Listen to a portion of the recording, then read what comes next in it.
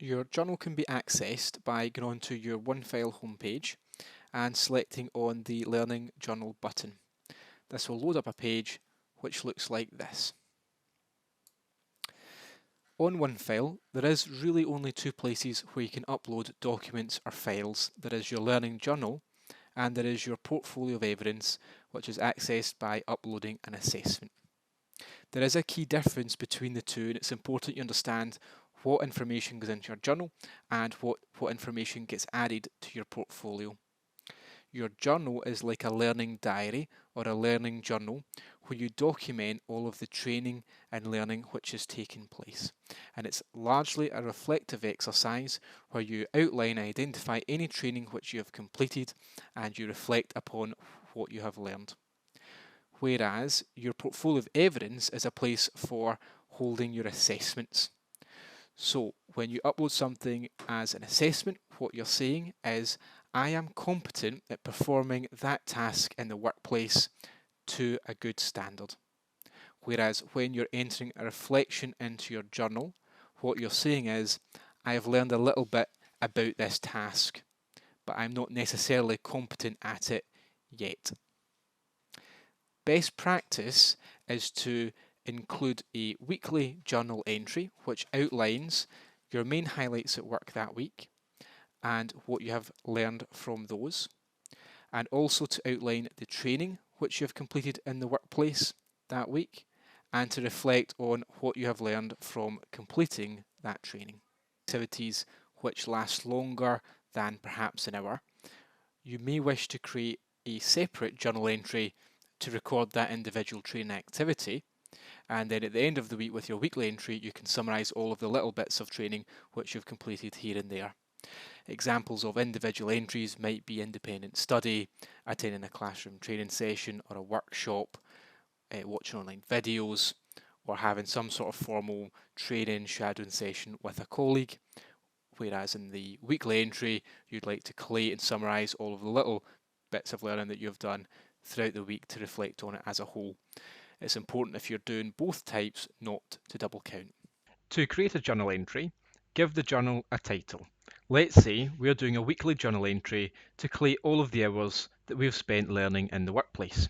I'll give it the title Weekly Journal Entry. I'll then select the date that I completed this training. So let's say this was on the 27th of October. The start time for this was 9 o'clock and I completed 6 hours worth of training. It's important to note this is the start time and this is the duration. This is not the finish time. So 6 hours is the duration.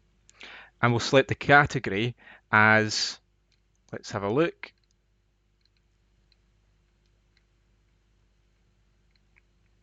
work-based learning and reflection, because this is the most appropriate category. It's worth pointing out that different training providers will set this up differently, and so you may not see the same categories here.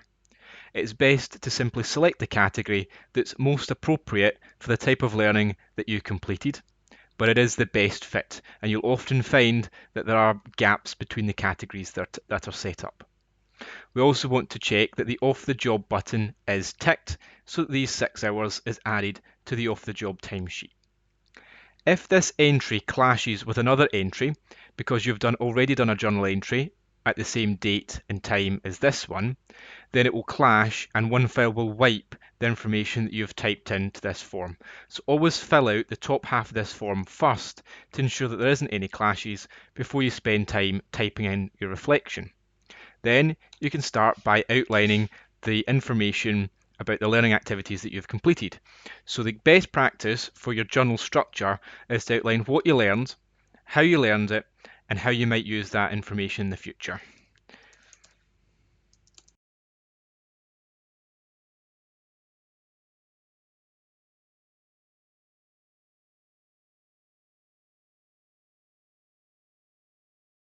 Okay, so you include that information in the reflection on the journal entry.